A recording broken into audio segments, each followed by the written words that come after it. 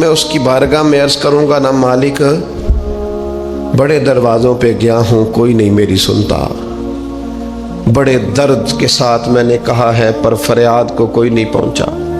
اے اللہ تو ہی میرا رب ہے، پھر تجھے نہ کہوں تو کس کی بارگاہ میں جا کے کہوں؟ میں بیمار ہوں اور شفاؤں کے لیے ترس گیا ہوں، میں مقروض ہوں اور جان چھڑانے کے لیے ترس گیا ہوں، میں کمزور ہوں اور سعادت پانے کو ترس گیا ہوں، میں بے کیف ہوں اور سجدوں کی لذت کے لیے بے چین ہو گیا ہوں، میں بے کیف ہوں اور چاہتا ہوں میرا قرآن پاک کی تلاوت سے دل لگے، پر مالک جب توفیق تو دینے والا ہے تو پھر تجھ سے نہ کہوں تو میں کس سے جا کے کہوں؟ نبی پاک صلی اللہ تعالی علیہ وسلم نے فرمایا دو آنکھیں دوزخ میں نہیں جائیں گی۔ یا رسول اللہ صلی اللہ علیہ وسلم اتنا کرم، وہ دو آنکھیں کون سی ہیں؟ فرمایا ایک وہ جو اللہ کی راہ میں رات جاگتی رہی، کسی سرحد پر پہرا دیا، کوئی ڈیوٹی کی، کوئی خدمت کی راہ خدا میں، جو آنکھیں بیدار رہی راہ خدا میں دوزخ میں نہیں جائیں گی۔ اور دوسرا فرمایا جو رب کی یاد میں رو پڑی، جس سے خشیت آئی، جو ڈر گیا پر ڈرا اللہ کے لیے، آنسو فارسیل نہ ہو، کوئی اداکاری کا ماحول نہ بنائے، وہ اس طرح نہ ہو رو رو کے دعا، رکت انگیز دعا، اور فلاں کیا بات، فلاں کے بڑا رلایا اور فلاں میں بڑا درد تھا اور فلاں کے آنسو نکل آئے اور پیر صاحب قبلہ رو ہی پڑے۔ فارسیل نہ ہو چیزیں، اداکاری نہ ہو، اس کی طبیعت پر پورا اثر ہو۔ اور جب خشیت کے ساتھ وجود کانپتا ہے، وہ کسی نے کہا تھا کہ آنسو قربت کا سبب ہوتے ہیں، جب آپ کی روح کسی کی روح سے ملتی ہے تب آنسو نکلتے ہیں۔ جب تو اللہ سے پورا جڑ جاتا ہے نا، جب رسول کائنات کی بارگاہ سے تیری پوری توجہ لگ جاتی ہے، پھر آنسو بن کر دل تے پار پوے جس ویلے ادو پار بناون اکھیاں، بے درداں محبوباں دے سارے ناز اٹھاون اکھیاں۔ عزیز دوست، جب آپ پورے طور پر جڑ جاتے ہیں، او یارو کتنا روئے ہیں مسلمان اقوام متحدہ کے سامنے جا کے، کتنی قراردادیں پیش کی تم نے سلامتی کونسل میں، حتیٰ کہ مسلمانوں کے جو امیر ملک تھے ان کی تنظیمیں بنی، کوئی مسلمانوں کی داد رسی کو نہیں پہنچا۔ میری کو بہت لمبی عمر تو نہیں ہے، پر میں نے برما میں مسلمانوں کے کٹتے ہوئے حالات دیکھے، خبریں آئیں، ہم نے دیکھی کٹتے اور سسکتے مسلمان ہم نے دیکھے۔ ہم نے دیکھا لیبیا پہ حملہ ہوا اور ٹوٹ گیا سارا ملک۔ میں نے وہ منظر دیکھا جب غوث پاک کے بغداد میں بمب گرے۔ ہم نے وہ دور دیکھا جب کسی نے خبر دی کہ کربلا میں پھر سے کربلا برپا ہے۔ ہم نے وہ منظر دیکھا جب پتا چلا کہ پھر سے مولا علی کے نجف اشرف کو اجاڑا جا رہا ہے۔ ہم نے وہ سارے منظر بار بار دیکھے، بار بار سنے، اور اب تو شرم آتی ہے۔ میرا دل کرتا ہے میں فلسطین کا نام نہ لیا کروں، شرم آتی۔ یہ کوئی ہماری تقریروں کے موضوع ہیں؟ یہ کوئی ہمارے کالم لکھنے کے عنوان ہیں؟ یہ کوئی ہمارے موبائل پہ لگانے کے سٹیٹس ہیں؟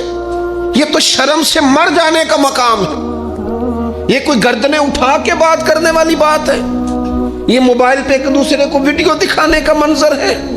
رمضانوں میں شاموں میں اپنے اپنے بچوں کو سینوں سے لگا کے افطاریاں کرانے والوں، اور بچوں سے پوچھنے والوں کہ پتر تو کی کھانا ہے، اس سے پوچھ لے اس کی مرضی کیا ہے۔ تمہیں پتہ ہے فلسطین کی بیٹیاں بھی سیدہ ختیجۃ الکبریٰ کی بیٹیاں ہیں، وہ مومنوں کی مائیں ہیں تو ان کی بھی تو مائیں ہیں نا۔ فلسطین کی بہنیں بھی صبح قیامت حضرت فاطمہ کے پلو میں پناہ لیں گی۔ نبی پاک صلی اللہ تعالی علیہ وسلم نے فرمایا من اذا مسلمن فقد اذانی۔ میں کیسے وہ بات آپ کے دلوں تک اتاروں کہ حضور نے فرمایا جب میرے مسلمان کو تکلیف ہوتی ہے تو مجھے تکلیف ہوتی ہے، مجھے درد ہوتا ہے۔ اس رسول کی امت جو کافروں کی رسیاں زور سے باندھی جائیں تو حضور فرمائیں ڈھیلی کر دو، یہ ہائے ہائے کرتے ہیں تو مجھے نیند نہیں آتی. اگر بدر میں قیدی بنا کے لایا گیا کافر ہائے ہائے کرے تو حضور کو نیند نہیں آتی، تو مجھے بتاؤ کہ فلسطین کی بیٹیاں ہائے ہائے کرتی ہیں تو گنبد خضرا میں محبوب کو آرام ہے؟ میرے عزیز، بے حسی کی زندگی، چھوٹے موٹے بیانات، تو بھی کہہ دے تھوڑا سا فلانے کا بیان نہیں آیا، کیا کرنا ہے بیان دے کے؟ کیا بات کرنی ہے تذکرہ کر کے؟ دوستو آؤ، رو کے دیکھ لیا ساری دنیا کے سامنے، کچھ رب کے سامنے رو کے نہ دیکھ لیں؟ اب اسے کہے نا، اب حضور کی بارگاہ میں عرض کر کے نہ دیکھ لے کہ تجھ سے فریاد ہے اے گنبد خضرا والے، اب کعبے والوں کو ستاتے ہیں کلیسا والے، اور کی اگر تو نے دل مسلم کی دل جوئی نہیں، پھر ہمیں تانا دیں گے بت کے مسلم کا خدا کوئی نہیں۔ اب اللہ رسول کی بارگاہ کی طرف رجوع نہ کر لیں، اب چھوڑ نہ دیں سیاستدانوں کے گلے، اب چھوڑ نہ دیں دنیا اقوام متحدہ کی بات اور سلامتی کونسل کی بات، اب اپنے اللہ کی جانب رجوع نہ کریں۔ دیکھو نا، نبی پاک صلی اللہ تعالی علیہ وسلم نے ہمیں فرمایا تمہارے آنسو قدر والے ہیں، رب رسول کی بارگاہ میں بہانا، ان کو ضائع نہ کرنا۔ عزیز بھائیو، یہ آنسو جو اللہ رسول کی بارگاہ کی طرف بہتے ہیں، یہ اللہ کی رحمت کو متوجہ کرتے ہیں، یہ مالک کریم کے کرم کو مائل کرتے ہیں۔ ہمارا مسلح آباد ہونا چاہیے۔ وہ مجھے ایک دوست کہنے لگے صرف دعا کریں فلسطین کے لیے، آپ نے کہا جم کے دعا کریں، صرف دعا کرنے سے کیا ہوتا ہے؟ میں نے کہا دعا کرنے سے پہاڑ ہل جاتے ہیں اپنی جگہ سے۔ میرے رسول پاک رات کو دعا کریں تو صبح فاروق اعظم جیسے لوگ آ جاتے ہیں دین اسلام۔ نبی پاک علیہ السلام رات دعا کریں نا، دعا، اور بدر کی رات حضور دعا کریں تو اللہ 7,000 فرشتوں کو بھیج دیتا ہے مسلمانوں کی مدد کے لیے۔ صحابہ فرماتے ہیں میدان بدر میں ہم کسی کو قتل کرنا چاہتے تھے، لیکن اس کی گردن پہلے سے کٹ کے گر جاتی تھی، فرشتے آئے ہوئے تھے۔ آج ہمارے ساتھ اللہ کی مدد ناراض ہو گئی ہے، ہم سے رب کی مدد ناراض ہے۔ ہماری مجموعی غلطیاں، قومی کوتاہیاں، بددیانتیاں، رشوت خوریاں، ہمارے جھوٹ، ہماری بد اخلاقیاں، مجموعی طور پر سوسائٹی کی مادہ پرستی، اخلاقی رویوں کی گراوٹ، لوٹنا، اپنا حصہ وصول کرنا، جگہ جگہ پہ کمیشن مقرر کرنے، ہر شخص کا ذات کے لیے سوچنا، اللہ کی مدد پھر روٹ جایا کرتی ہے، ناراض ہو جایا کرتی ہے۔ سب سے ضروری کام یہ ہے، سب سے ضروری کام کہ اللہ کی مدد شامل ہو۔ سب سے، ایک صحابی تھے، ایک جگہ انہیں شہید کیا جا رہا تھا، تو کافر چاہتے تھے کہ ہم ان کی لاش کو معاذ اللہ ثم معاذ اللہ بے حرمتی کریں۔ انہوں نے عرض کی مالک تو میرا مددگار ہے، اس بیابان جنگل میں میری مدد کرنا۔ شہد کی مکھیاں آ گئیں، ان کے پورے وجود کو چھپا لیا، کوئی چیز قریب آئی نہیں، اور لوگ کہتے ہیں مکھی اٹھ کے بیٹھے تو زخمی کر دیتی ہے، لیکن وہ اٹھ کے گئیں تو وجود پہلے سے زیادہ تر و تازہ تھا۔ اللہ نے محفوظ کر لیا وجود ان لوگوں کا، اللہ نے حفاظت فرمائی، اللہ کی مدد شامل تھی، اللہ کی مدد۔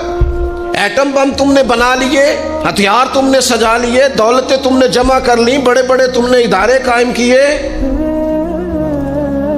اب ایک کوشش اور بھی کرو، رب رسول کی بارگاہ میں رو تاکہ تمہیں اللہ کی مدد بھی ملے، تمہارے اندر حوصلہ بھی پیدا ہو، تمہارے اندر شعور بھی بلند ہو، اپنی ذات سے اٹھ کر سوچنے کی تمہیں طاقت بھی میسر آئے۔ میرے عزیز، اگر اس کی بارگاہ میں رونا آ جائے نا، اس کی بارگاہ میں اسے منانا آ جائے، تو پھر تو کیفیات ہی کچھ اور ہو جاتی ہیں۔ کتنا کو روئیں بھلا؟ حضور فرماتے ہیں بہت لمبا تم نہ بھی نہ رونا، اگر مکھی کے یا مچھر کے پر کے برابر بھی تمہارے آنسو نکل گئے نا، میں اب اس سے زیادہ کیا آپ کی بارگاہ میں بات عرض کروں۔ حضور فرماتے ہیں ایک مکھی اور مچھر کے پر کے برابر بھی تیری آنکھ سے آنسو نکل آیا، شرط یہ ہے نکلے ریاکاری کے لیے نہیں، نکلے اللہ کی رضا کے لیے، اس کی خشیت میں نکلے۔ فرمایا اگر مکھی کے پر کے برابر بھی تو رو پڑا تو اللہ تعالیٰ تیرے لیے دوزخ سے آزادی لکھ دے گا۔ اور نبی پاک صلی اللہ تعالیٰ علیہ وسلم نے بیان فرمایا ہے، حضور فرماتے جو اللہ کے خوف سے رو پڑے نا، جس طرح بھینس بکری گائے کے تھنوں سے نکلا ہوا دودھ دوبارہ تھنوں میں نہیں نہ جاتا، اسی طرح جو رب کی یاد میں رو پڑے وہ دوزخ میں نہیں جاتا۔ یہ مثال دیکھیں کیسی دی حضور نے سمجھانے کی۔ اگر کبھی رونا آئے اس کے لیے تنہائی کا انتخاب کریں، مجموع میں نہیں۔ ایک بندے کو حضرت عمر نے مجمع میں روتا دیکھا تو فرمایا یہ کام تو اکیلے میں کرتا، تیرے لیے برکت والا ہوتا، تیرے آنسو نکلے، تیرے رخساروں پہ بہیں۔ اور شیر خدا تو شیر ہے نا، حضرت مولا علی شیر خدا فرماتے ہیں اگر تیری آنکھوں سے کبھی آنسو نکلے نا اللہ کی یاد میں، حضور کی محبت میں، تو فرمایا ان آنسوؤں کو پوچھنا نا، ان کو چہرے سے صاف نہ کرنا، یہ تو آنسو اس قابل ہیں کہ تیرے رخساروں پہ رہیں، یہ تو روشنی ہے تیرے چہرے کی، ان کو پوچھنا نا۔ حضرت علی رضی اللہ تعالیٰ عنہ نصیحت کرتے ہیں انہیں رہنے دے، یہ آنسو بڑا قیمتی ہے، یہ نکلا تیری آنکھ سے ہے پر کسی کا ہو کے نکلا ہے، نکلا تیری آنکھ سے ہے پر کسی کے لیے نکلا، نکلا تیری آنکھ سے ہے پر اس نے تجھے بتایا ہے کہ تیرے وجود میں، تیری دھڑکنوں میں، تیرے جذبات میں کسی اور کا بھی حصہ ہے۔ یہ رب رسول کی رضا کے لیے چھلکا ہے۔ وہ حضرت شیخ سعدی رحمۃ اللہ تعالی علیہ آپ مہمان نواز بڑے تھے حضرت سعدی۔ کچھ لوگ نا بڑے مہمان، سارا دن یہی سوچتے رہتے ہیں کسی کو کھلانا کیسے، ہیں جی دنیا آوے کھا کھا جاوے تے راضی ہووے بلا۔ تو حضرت سعدی مہمان نواز بڑے تھے تو قرضہ چڑھ گیا، قرضہ صرف مہمانوں کو کھانا کھلانے کا ہی تھا۔ تو ایک دن سارے ہی قرض کھا کے بیٹھ کے کہنے لگا بابا پیسے دیں گے تو جائیں گے، پیسے رکھ، سب جھگڑا کر رہے ہیں۔ تو حضرت سعدی کہتے ہیں وہ مطالبہ کر رہے ہیں پیسے دو اور مجھے ٹینشن ہے، ان کو کھلایا پلایا کچھ نہیں۔ تھوڑی دیر گزری تو ایک بچہ آ گیا کچھ بیچتا بیچتا، اس نے آ کے کہا نوجوان نے کہ جناب میں مجمع دیکھتے ہیں تو بعض لوگ بیچنے والے آ جاتے ہیں، اس نے وہ چیز بیچنے کے لیے سامنے کی تو کہنے لگا لینی ہے، تو حضرت فرمانے لگے میرے مہمانوں کو دے دو کھا لیں۔ انہوں نے دے دی، اب وہ کہنے لگا پیسے، تو حضرت بڑے پریشان ہوئے، کہنے لگے بیٹا آپ بھی بیٹھ جائیں، یہ بھی سارے پیسے لینے ہی آئے ہیں، ان کو ملیں گے آپ کو بھی مل جائیں گے۔ تو وہ نوجوان رو پڑا،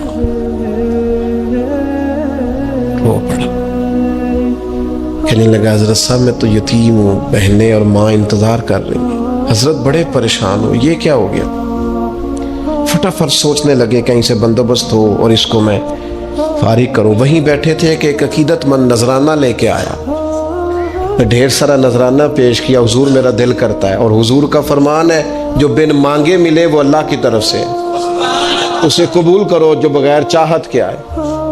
تو اس نے نظر پیش کی تو وہ ڈھیر سارا نذرانہ تھا، حضرت نے جن کے پیسے دینے تھے سب کو دیے، اس کو بھی دیے، سب قرضے ادا کر کے بھی تھوڑے سے بچ گئے۔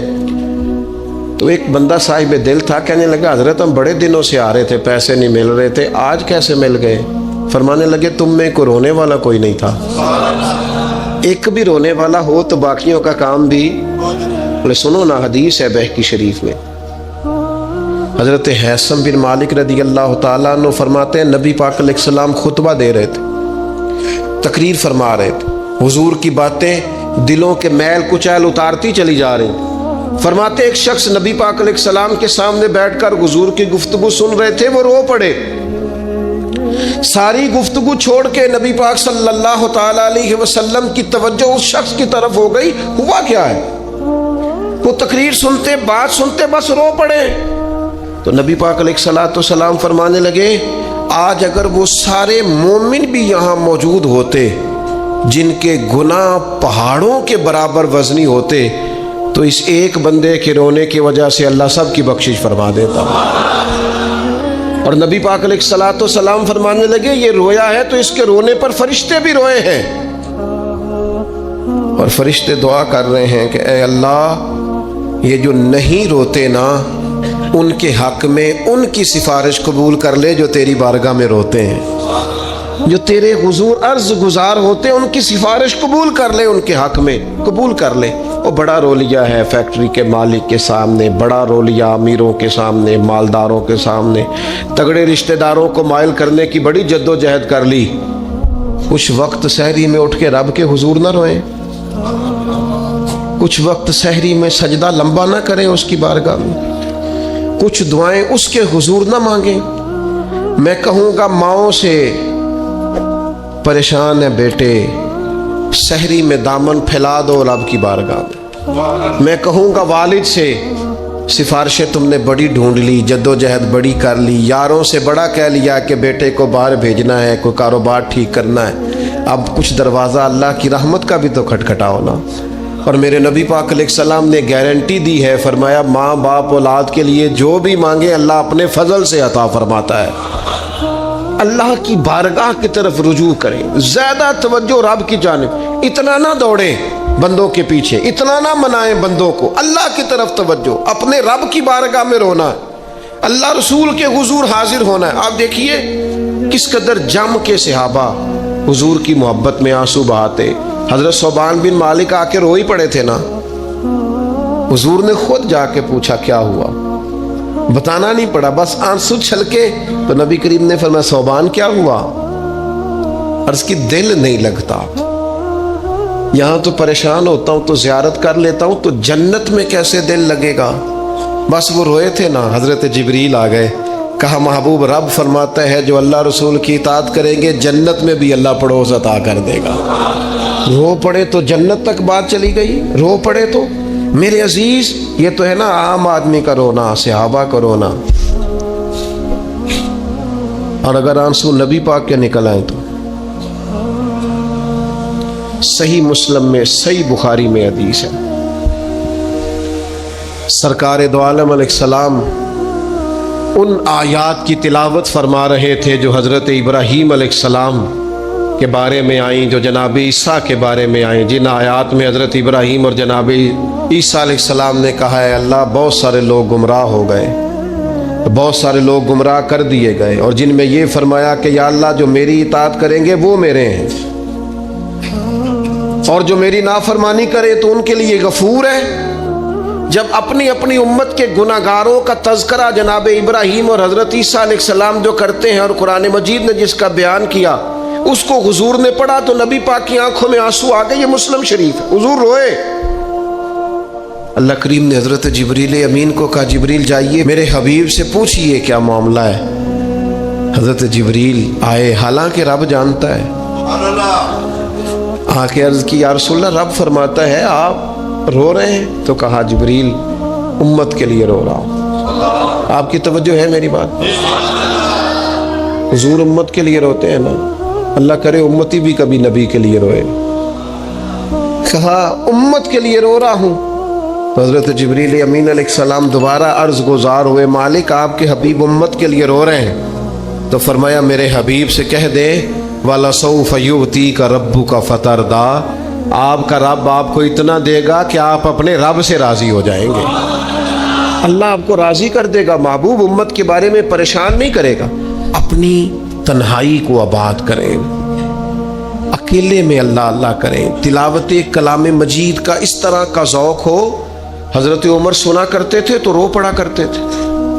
हज़रत फ़ारूक आज़म रज़ी अल्लाह तआला अन्हु पहली सफ़ में कुरान मजीद की तिलावत करके रोते थे तो तीसरी सफ़ तक आपकी हिजकियों की आवाज़ जाती थी। उन लोगों का दर्द ही सारे का सारा किताब व सुन्नत से, अल्लाह रसूल की बारगाह से हमने ना अपने आप को कमज़ोर कर लिया है। दुनियादारों के सामने रो रो के, दुख बता बता के परेशान। वो मेरे एक दोस्त है, उनकी बात मुझे बड़ी अच्छी लगी। वो कहते हैं तगड़े रिश्तेदार आते हैं ना तो कई दफ़ा मेरा माज़ अल्लाह झूठ बोलने को दिल करता है। कहते हैं हालात कैसे हैं, तो मेरा दिल करता है उनको कहने को कि तुमसे बड़े अच्छे हैं, अगरचे गरीबी है। कहते हैं मैं चिढ़ता हूँ कि बंदों का क्या काम है आके मेरे लिए परेशानी का इजहार करें और कहें कोई हुक्म हुआ तो बताना, क्या मतलब है। वो कोई शायर था ना, तो कोई बंदा 5 रुपए फेंक गया उसको, उसने कहा जी आपको ज़रूरत होगी, तो बड़ा दानश्वर आदमी था, उसने कहा उठ अपने पैसे ले जा, मुझे ज़रूरत होगी तो अल्लाह रसूल से मांग लूँगा। उसने कहा यार जुए तलब और मैं आपसे करूं, तेरे जैसे बंदे हम मुझे देंगे, ये यार जुए तलब और मैं आपसे करूं, ये भीख उसको दीजिए जिसका खुदा ना हो। मैं रब रसूल की बारगाह में रो लूंगा। مجھے اللہ کی بارگاہ سے ملو. کتنا ملے گا؟ وَيَرْزُقْهُ مِنْ حَيْثُ لَا يَحْتَسِبُ. اتنا ملے گا کہ بندے کا گمان بھی نہیں ہوگا. ایک بہت بڑا سیٹھ آ گیا ایک دفعہ ہمارے بزرگوں کے پاس، بہت بڑا مالدار امیر کبیر آدمی. تو ہاتھ ڈال کے کوٹ میں کہنے لگا مدرسے کا کتنا کو خرچہ ہے؟ فرمانے لگے آپ بات کریں. کہنے لگا جی میرا خیال ہے آپ سارا میرے ذمہ ہی لگا دیں، 100 200 400 روپے آپ چھوڑ دیں. تو فرمانے لگے آپ دیں گے پھر حساب بھی کریں گے. ہمیں وہ رب دیتا ہے جو بے حساب ہی دیتا ہے اور حساب کی رسوائی بھی نہیں ڈالتا. لہذا آپ کا جو انداز ہے وہ بتاتا ہے کہ آپ کے لہجے میں وہ والا انداز. وہ کچھ لوگ آ کے نا جی وہ کہتے ہیں جی کدھر کو پیسے لگن والے نے سانو 10 اسی لا دئیے. میں کہتا ہوں کدھر اور ہی لا لو. اگر آپ کو کسی پر اعتماد ہی نہیں ہے، آپ کا لہجہ ہی کچھ اور طرح کا ہے، تو اس کا معنی کیا ہے؟ میرے عزیز، لوگ تو تھوڑا دیتے ہیں تو پریشان کرتے ہیں. اس رب کی طرف رجوع کریں جو اتنا دیتا ہے کہ بندے لے لے کے ہی تھکتے ہیں، وہ دے کے نہیں تھکتا. اللہ کے حضور اپنے آنسو بہائیں، کچھ وقت عبادات کے لیے رکھیں. آپ جتنے بھی انبیاء کے تذکرے پر حضرت شعیب علیہ السلام بڑا ہی رویا کرتے تھے. اللہ کریم نے پوچھا جنت کے لیے روتے ہو کہ دوزخ کے خوف سے؟ کہا مالک میں تو تیرے لیے روتا ہوں، تیری چاہت میں روتا ہوں، تیرے لیے آنسو بہاتا ہوں. میرے عزیز، انبیاء ہوں، صلحاء ہوں، اتقیاء ہوں، صحابہ ہوں، اہل بیت ہوں، جم کے آنسو بہے. جنہیں رونا آ گیا نا انہیں منانا آ گیا، جنہیں رونا آ گیا ان پہ رحم آ گیا، جن کی آنکھیں چھلک پڑیں وہ محبوب کو پا گئے. شرط یہ ہے کہ تنہائی ہو، بندہ اکیلا ہو، رج روئے پر روئے اللہ رسول کے لیے، ان کی بارگاہ میں روئے. باہر تو نکلے تو پھر تو منہ دھو کے نکلے نا. آنسو بندوں کو نہیں دکھانے، آنسو اللہ رسول کو. میری آپ سے درد سے گزارش ہے، میں نے جیسے کہا نا دعائیں بڑا انقلاب برپا کرتی ہیں. ایک رات صرف میرے کہنے پر 2 رکعتیں نماز پڑھیں، پھر استغفار پڑھیں 70 بار، پھر اتنا ہی حضور کی بارگاہ میں درود و سلام عرض کریں، پھر راج کے روئیں، اللہ سے عرض کریں اللہ اس وطن کے حالات بھی بدل دے، اللہ امت کے لیے بھی آسانی کر دے، اللہ تعالیٰ فلسطین کے مسلمانوں کے لیے خیر فرما دے. ہم اگر اجتماعی طور پر اور انفرادی طور پر اپنے رب کی بارگاہ میں دعاؤں کا رشتہ مضبوط کریں گے نا تو بڑا ہی کریم ہے. جب اتنے سارے لوگوں کے ہاتھ اٹھتے ہیں نا، میں یہاں بھی کئی دفعہ لمبی دعا کرتا ہوں جمعے کے بعد، سوچتا یہ ہوں اتنا بڑا مجمع ہے، ہزاروں لوگ ہیں، تو ہو سکتا ہے کسی ایک نیک آدمی کی آمین سے کئیوں کا بھلا ہو جائے. کئیوں کے تو جم کے دعائیں کریں، اپنا رشتہ اپنے رب سے مضبوط کریں.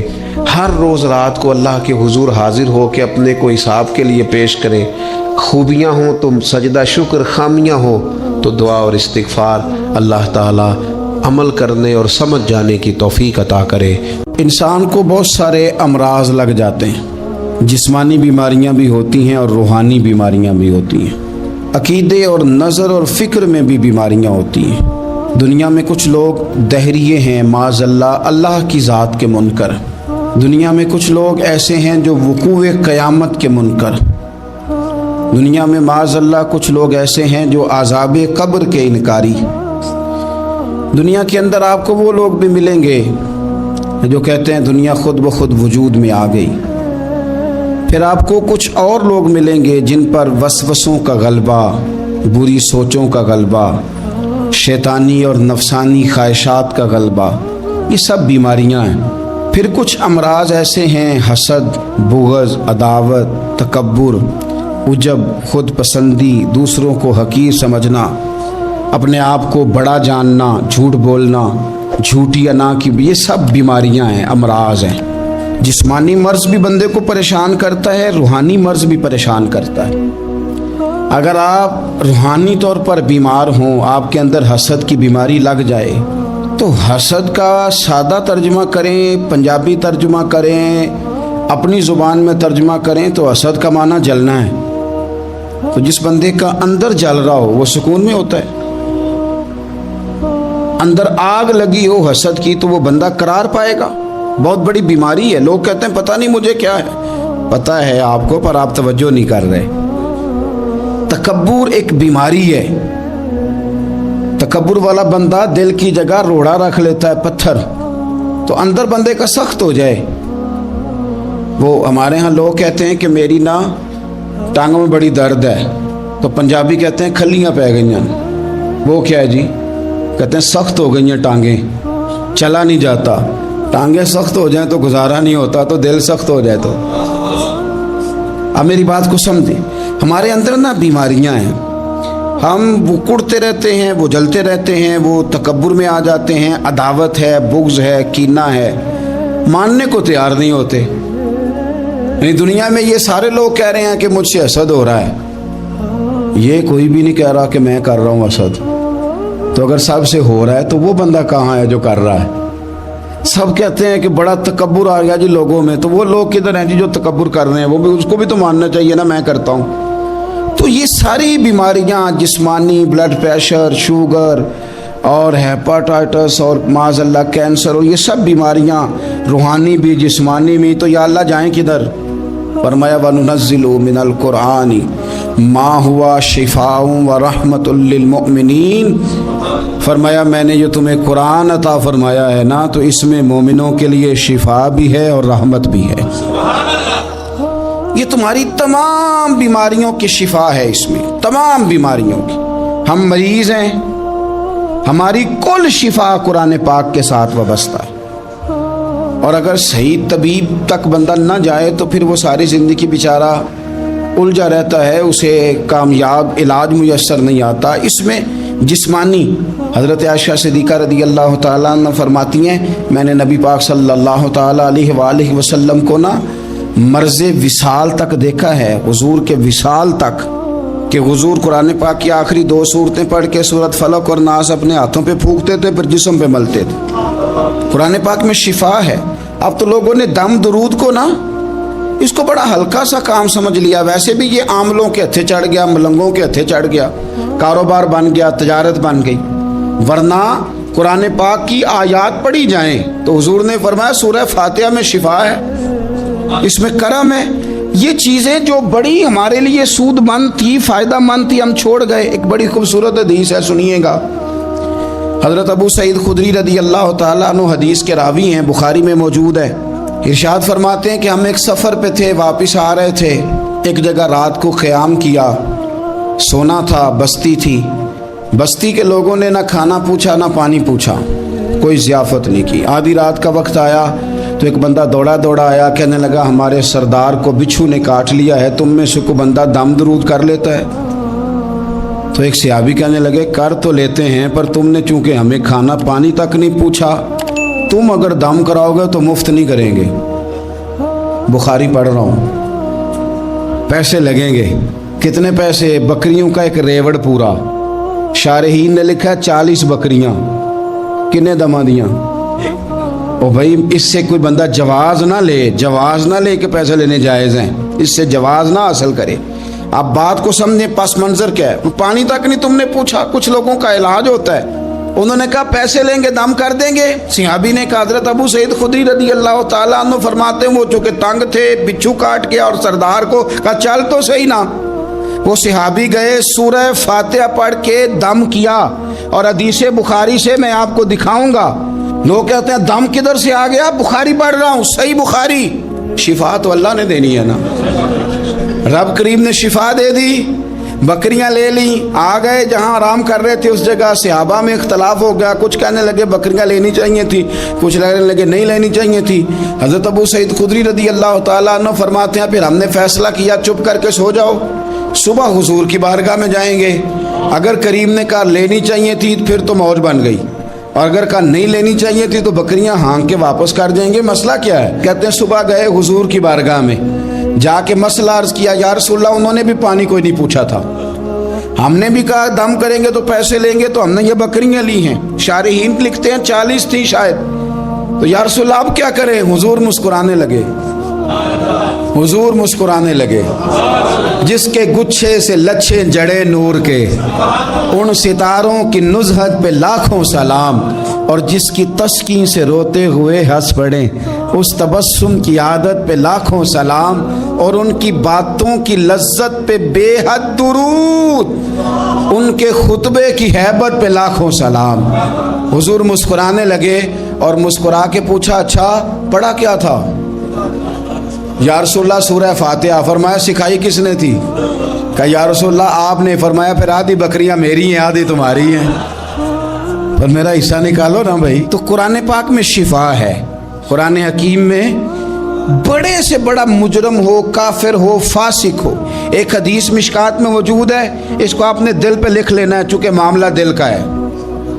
नबी पाक सल्लल्लाहु ताला अलैहि वसल्लम ने फरमाया जिस तरह बारिश में पड़े लोहे को जंग लग जाता है, इस तरह दिल को जंग लग जाता है। तू कहता है मैं बोर हो रहा हूं, पता नहीं क्या है, और जंग लग गया दिल को। तू कहता है जनाब मैं पता नहीं सारा कुछ है पर दिल परेशान हो, भाई इसको जंग लग गया है। हम कहते हैं यार पता नहीं क्या बात है, परेशानी हो, भाई दिल को जंग लग गया है। करीम फरमाने लगे जिस तरह बारिश में पड़े लोहे को जंग लग जाता है, इस तरह दिलों को भी जंग लग जाता है। हुजूर दिल को जंग लग जाए तो क्या करें? तो हुजूर फरमाने लगे एक मौत को याद करो और एक कुरान पाक की तिलावत किया करो। कुरान तुम्हें जंग से शिफा दे देगा, इसको पढ़ोगे तो तुम्हें लुत्फ आएगा। और कुरान पाक को ना जब बंदा पढ़ता है ना, तो हजरत मौला अली शेर खुदा ने फरमाया था कुरान पाक कभी पुराना नहीं होगा, जब भी पढ़ोगे नया मज़ा ही आएगा, नया सुरूर ही आएगा, नई कैफी। बड़े बड़े कट्टर काफर कुरान पाक सुनते थे ना। एक दिन उतबा कहने लगा अबू जाल से और दीगर लोगों से कि बड़ी हो गई लड़ाई, बड़ी हो गई बहस, इस तरह करता हूँ मैं जाके ना तो मोहम्मद इब्ने अब्दुल्लाह सल्लल्लाहु, मैं जाके बात करता हूँ हुजूर से। उतबा आ गया, कहने लगा मैं मुज़ाकरात करता हूँ। सब ने कहा चल तू सियाना आदमी है, समझदार है, चला जा। जाके ना तो वही बातें जो वो हमेशा करते थे। नबी करीम अलैहिस्सलाम से कहने लगा हम सारे आपस में हैं, बरादरी है, कबीला है, एक शहर है, फिर भी लड़ाइयाँ शुरू हो गई हैं। जो आपका कलमा पढ़ते हैं वो अलग हो गए, जो हमारे माज़अल्लाह तरीके पे हैं वो अलग हैं। तो कोई बातचीत ना कर लें बैठ के? तो हुजूर ने फरमाया करो ना। कहने लगा अगर आप सरदारी चाहते हैं तो हम देते हैं, और अगर आप मालो दौलत चाहते हैं तो माज़अल्लाह हम देते हैं। जो आप कहते हैं हम करते हैं। किसी तरह का भी आपका मुतालबा है तो हम पूरा करने को तैयार हैं, तो आप बता दें हम वो कर देते हैं। वो बड़ी उसने लंबी चौड़ी तकरीर की, जितनी आफरें गिना सकता था गिनवाई। करीम खामोश रहे। जब उसकी बात पूरी हो गई तो हुजूर फरमाने लगे मैं भी कुछ बोलूं? कहने लगा बोले। मेरे नबी पाक ने कुरान पाक पढ़ना शुरू कर दिया। चंद आयतें पढ़ी, खड़ा था, बैठ गया, फिर उठ पड़ा। कभी उधर जाता है कभी इधर आता है। हुजूर ने तिलावत ख़त्म की, कहा कोई बात करनी है? कहने लगा नहीं मुझे इजाज़त दे दे। वापस गया। जब गया ना तो अबू जाल दूर से देख के कहने लगा जो गया था वो तो उतबा था, और ये जो आ रहा है ये कोई और है, ये कोई और है, ये वो नहीं है जो गया था।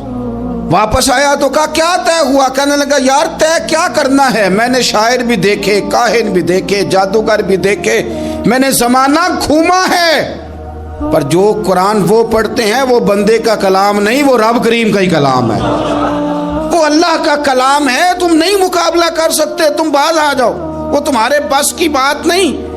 तेरे आगे हैं यूं दबे लचे फुसहा अरब के बड़े बड़े, कोई जाने मुंह में जुबान नहीं बल्कि जिस्म में जान नहीं, और करूं तेरे नाम पे जान फिदा। न बस एक जान दो जहां फिदा, मेरा दो जहां से भी नहीं जी भरा, मैं करूं क्या करोड़ों जहां नहीं। तो फैल बिन अमर दोसी मक्का शरीफ आए तजारत के लिए, पहले भी आया करते थे। कहते हैं मैं बेहतरीन शायर था, मक्के आया सामान बेचता था, कुछ खरीद के ले जाता था। अबू जाल मुझे कहने लगा तू हमारा दोस्त है, पुराना सज्जन है, तेरा आना जाना है, और तुझे यहाँ इस शहर में चूँकि तू हमारा मेहमान है तो हर बात से आगाह करना हमारा जिम्मेदारी है। यहाँ एक शख्स है मोहम्मद इब्ने अब्दुल्ला, मोहम्मद इब्ने अब्दुल्ला सल्लल्लाहु अलैहि वसल्लम ऐलान नबुव्वत करते हैं और माज़अल्लाह शायर हैं, जादूगर हैं, उनकी तूने बात नहीं सुननी।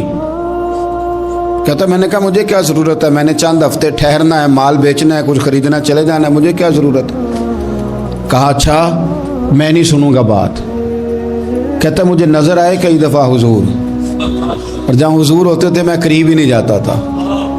کہتے ہیں ایک دن نا حرم شریف میں سادے سے کپڑے اور پاؤں میں سونے جوتے اور سر پہ یوں امامہ کے جیسے فرشتے بھی جھک جھک کے زیارت کرتے ہیں. کہتے ہیں کہ نور بھری کیفیات حضور تشریف لائے, اور تشریف لا کے رسول کائنات علیہ السلام حرم کعبہ کے ساتھ ٹیک لگا کے بیٹھ گئے. سر سے لے کر پاؤں تک تنویر ہی تنویر ہے. حضور تشریف فرما ہوئے, قرآن پاک پڑھنے لگے. میں جب حضور کے قریب سے گزرتا تھا تو کانوں میں روئی دے کے گزرتا تھا, پر طفیل کہتے ہیں آج نا تھوڑی سی آواز میرے کانوں میں گئی, قرآن پڑھا محبوب نے. اور ویسے بھی کیا کمال ہوگا جب یاسین والے نبی خود یاسین پڑھتے ہوں, جب طٰہٰ والے نبی اپنی زبان سے طٰہٰ کی تلاوت کرتے. والضحیٰ واللیل اذا سجا جن کے بارے میں آیا جب وہ تلاوت کرتے ہوں. الم نشرح لک صدرک جن کے سینے کی تعریف اللہ نے کی, جب وہ ان آیتوں کی تلاوت کرتے ہوں گے تو کیا شان ہوگی. جن کو رب کہے وَلَسَوْفَ يُؤْتِيكَ رَبُّكَ فَتَرْضَىٰ, حبیب تجھے اتنا دوں گا کہ تو راضی ہو جائے گا. تو جب حضور خود یہ آیتیں پڑھتے ہوں گے تو انداز کیا ہوتا ہوگا. کہتے ہیں وہ تھوڑی آیتیں سنی پر قربان جائیں میرا تو کوئی دل ہی بدل گیا. میں بڑا بہترین شاعر تھا, لفظوں کے تراشے مجھے خوب آتے تھے, الفاظ کے بام و در سے میں آگاہ تھا, اچھا ادب میں جانتا تھا, پر میں نے کہا یہ کلام, یہ انداز, لو انزلنا هذا القرآن على جبل لرأيته خاشعا متصدعا من خشیۃ اللہ, یہ انداز پتھروں پہاڑوں پہ جائے تو وہ ریزہ ریزہ ہو جائیں. کہتے ہیں تھوڑا سا پڑا قریب نے اور پھر نظریں جھکائے ہوئے.